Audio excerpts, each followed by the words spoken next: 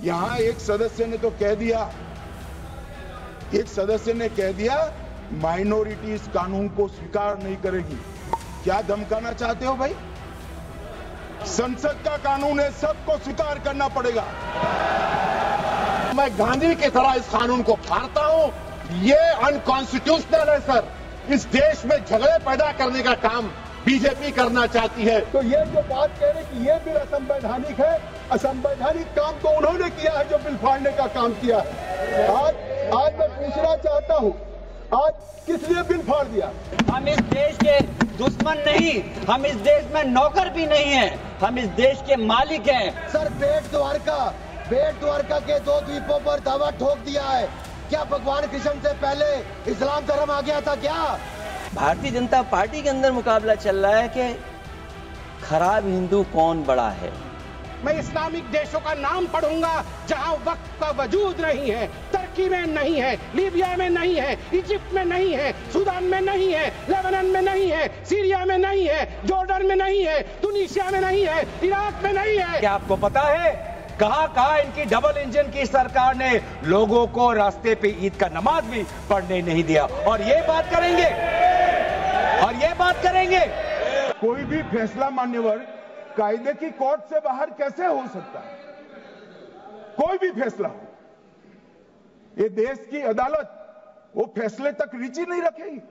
नागरिक ग्रीवेंसेस लेकर कहां जाएंगे? जिसकी भूमि हड़प कर ली गई वो कहां जाएगा? ऐसा नहीं चलेगा। आपकी वोट बैंक के लिए आपने किया था, हम खारिज कर रहे हैं, हम खारिज कर रहे हैं। ऐसा नहीं चलेगा। अदालत में जाइए, जिसको ग्रीवेंसेस है इधर और साइड से, और अदालत न्याय करेगी। न्याय के लिए तो अदालतें बनी हैं। और मान्यवर, यहां एक सदस्य ने तो कह दिया, एक सदस्य ने कह दिया माइनॉरिटी इस कानून को स्वीकार नहीं करेगी। क्या धमकाना चाहते हो भाई? संसद का कानून है, सबको स्वीकार करना पड़ेगा। स्वीकार नहीं करेंगे मतलब क्या है? कैसे बोल सकते हैं कोई? हम कानून को स्वीकार नहीं करेंगे।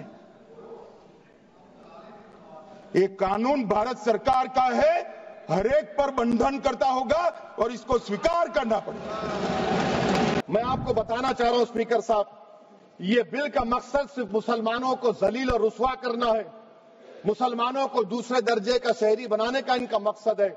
सर, अगर आप हिस्ट्री को पढ़ेंगे तो महात्मा गांधी उस वक्त के व्हाइट अफ्रीका में सफेद फॉर्म अफ्रीका के कानून को महात्मा गांधी ने कहा था कि ये मेरा कॉन्शियंस उसको मानता नहीं है, मैं इस कानून को कबूल नहीं करता हूं।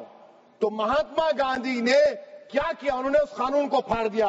तो मैं गांधी की तरह इस कानून को फाड़ता हूं। ये अनकॉन्स्टिट्यूशनल है सर। इस देश में झगड़े पैदा करने का काम बीजेपी करना चाहती है मस्जिद और मंदिर के नाम पर, इसीलिए मैं इसका कंडेम करता हूं। अभी भी आपने देखा ओवैसी साहब को कि अभी उन्होंने इस बिल को फाड़ने का काम किया है। तो ये जो बात कह रहे कि ये बिल असंवैधानिक है, असंवैधानिक काम तो उन्होंने किया है जो बिल फाड़ने का काम किया है। आज मैं पूछना चाहता हूं, आज किस लिए बिल फाड़ दिया? उन्होंने कहा, चले गए, मैं पूछना चाहता हूं, उन्होंने कहा कि हमारी 123 प्रॉपर्टी है और साहब हमारे पास डीड नहीं है, उस डीड को हम कैसे देंगे? हमारी प्रॉपर्टी तो मिलेगी नहीं। मैं कहना चाहता हूं 123 प्रॉपर्टी है, बिल्कुल है। ये 123 प्रॉपर्टी किसकी है? ये हमारे जमाने की नहीं है। जब ब्रिटिशर्स ने, अंग्रेजों ने हिंदुस्तान की राजधानी को कोलकाता से दिल्ली बनाने का फैसला किया और 1911 में जब उन्होंने यहाँ के लुटियन जोन्स की लैंड को एक्वायर किया, लैंड एक्वायर करने के बाद ड्यूली कंपनसेशन दिया और अधिग्रहण कर लिया। और 1911 जो अधिग्रहण ब्रिटिश सरकार ने किया, अखिलेश जी आप भी मुख्यमंत्री रहे, अगर कोई सरकार किसी जमीन का अधिग्रहण कर ले तो फिर उस जमीन को डीनोटिफाई करके किसी को दे नहीं सकती है। यह पहली बार कांग्रेस सरकार ने डीनोटिफाई करके देने का काम किया। मैं पूछना चाहता हूं, अगर आपके पास डॉक्यूमेंट नहीं है, मैं पूछना चाहता हूं कि अगर डॉक्यूमेंट नहीं है, हमारे जेपीसी के मेंबर लोग बैठे हुए, मैं पूछना चाहता हूं ये तुष्टीकरण नहीं तो और क्या था? 1911 की जो ब्रिटिशर्स ने जमीन लिया बैठ जाइए लाल जी, सुन लीजिए पूरी बात, आपको स्पष्ट हो जाएगा। 1911 में जो जमीन अंग्रेजों ने, ब्रिटिशर्स ने एक्वायर किया राजधानी के लिए, 1911 के बाद 1970 में दिल्ली के वक्फ बोर्ड ने कहा, जो 1911 की ब्रिटिशर्स की जमीन एक्वायर थी, कि ये वक्फ बोर्ड की है। 1970 में तो वो जो सेक्शन 40 की बात हो रही है, ये शायद देश में नहीं दुनिया में किसी को अधिकार नहीं होगा कि जो ब्रिटिश एक्वायर करके कंपनसेशन दे गए हो, उसको 57 सालों के बाद वक्फ बोर्ड कह दे ये वक्फ की जमीन है, और उसके बाद ये कह रहे हैं हमें मिल नहीं रहे वैसी साहब। माननीय अल्पसंख्यक मंत्री जी कह रहे थे कि विपक्ष गुमराह कर रहा है, बल्कि हकीकत यह है विपक्ष गुमराह नहीं कर रहा इस बिल के ऊपर, बल्कि आप लोग गुमराह कर रहे हैं। आप लोग गुमराह कर रहे हैं इस सदन को, आप लोग गुमराह कर रहे हैं इस समाज को, इस देश को। आपकी सरकार का नारा था का सबका साथ सबका विकास। मैं पूछना चाहता हूं, ये आपका नारा खोखला है। मुस्लिम समाज को टारगेट करके नुकसान पहुंचाने की आपकी मंशा साफ हो गई है। माननीय गृह मंत्री जी श्री अमित शाह साहब भी यहाँ बैठे हुए हैं। मैं कहना चाहता हूं कि माननीय अल्पसंख्यक मंत्री जी कह रहे थे कि जब वो चुनाव में गए थे तो उनसे कहा गया कि वक्फ बिल को लेकर के आया जाए, इसलिए लाए हैं। तो चुनाव के समय तो उनसे ये भी कहा गया था कि 2 करोड़ रोजगार दिया जाए, महंगाई कम की जाए, भ्रष्टाचार कम किया जाए। हमारे लोगों को उस चीज की जरूरत है, वो क्यों नहीं देते? मैं कहना चाहता हूं कि इस देश का मुसलमान दुश्मन नहीं है, इस देश का मुसलमान वफादार है, इस देश की तरक्की चाहता है, इस देश का विकास चाहता है। और हमारे बुजुर्गों ने लाखों की तादाद में इस देश को आजाद कराने के समय अपनी जान माल की कुर्बानियां देकर के साबित किया था। देश का जब बंटवारा किया था माननीय अध्यक्ष जी, तो उस वक्त अगर जो मुसलमानों को प्यार था पाकिस्तान से वो चले गए, जिनको इस हिंदुस्तान से प्यार था, वफा थी, वो आज इस हिंदुस्तान के अंदर है। हम इस देश के दुश्मन नहीं, हम इस देश में नौकर भी नहीं हैं, हम इस देश के मालिक हैं। और हम चाहते हैं कि सब लोग मिलकर के, सारे धर्मों के लोग मिलकर के इस देश की तरक्की की बात करें। सर, बेट द्वारका के 2 द्वीपों पर दावा ठोक दिया है। क्या भगवान कृष्ण से पहले इस्लाम धर्म आ गया था? क्या भगवान कृष्ण से पहले इस्लाम धर्म आ गया था? सर, यही नहीं, कल क्या आनंद भवन और नेशनल हेरिटेज पर आकर, मैंने अभी बार सुना था कि आनंद भवन और नेशनल हेरिटेज पर वक्फ बोर्ड अपना दावा ठोकने वाले हैं, तो दे दोगे क्या? बता दिया। और यही नहीं सर, एएसआई संरक्षित स्मारकों पर भी सर यही नहीं सर, कर्नाटक में 53 ऐतिहासिक स्मारकों को वक्फ संपत्ति घोषित कर दिया है। अध्यक्ष महोदय, मैं कहना चाहता हूं, ये जो बिल लाया जा रहा है, भारतीय जनता पार्टी में एक मुकाबला चल रहा है।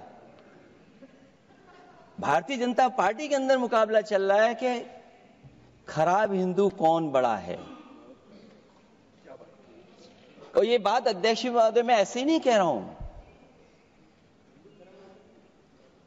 जो पार्टी ये कहती हो कि दुनिया की सबसे बड़ी पार्टी है, अध्यक्ष महोदय वो अपना राष्ट्रीय अध्यक्ष नहीं चुन पाए अभी तक।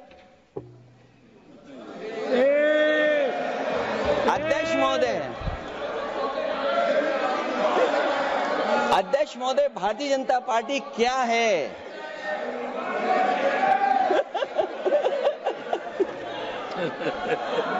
जी, मैं अखिलेश जी ने बहुत हंसते हंसते कहा है, इसको हंसते हंसते जवाब देना। इस सामने जितनी पार्टियां हैं उनका राष्ट्रीय अध्यक्ष उन 5 लोगों को ही चुनना है परिवार के।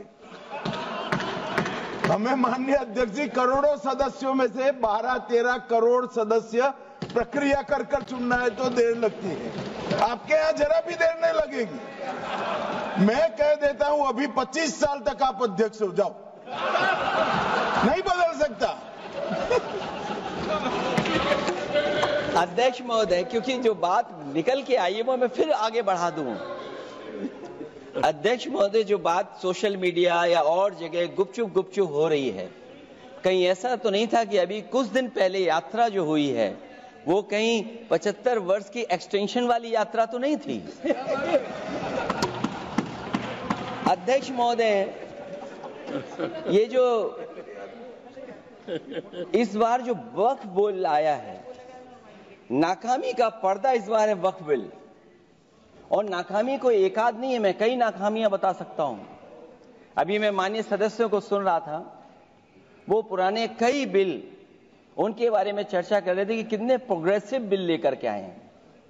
मुझे याद है मैं उत्तर प्रदेश में उस समय था और मुझे लगा कि शायद इनकी वो बात ठीक होगी। एक ये बहुत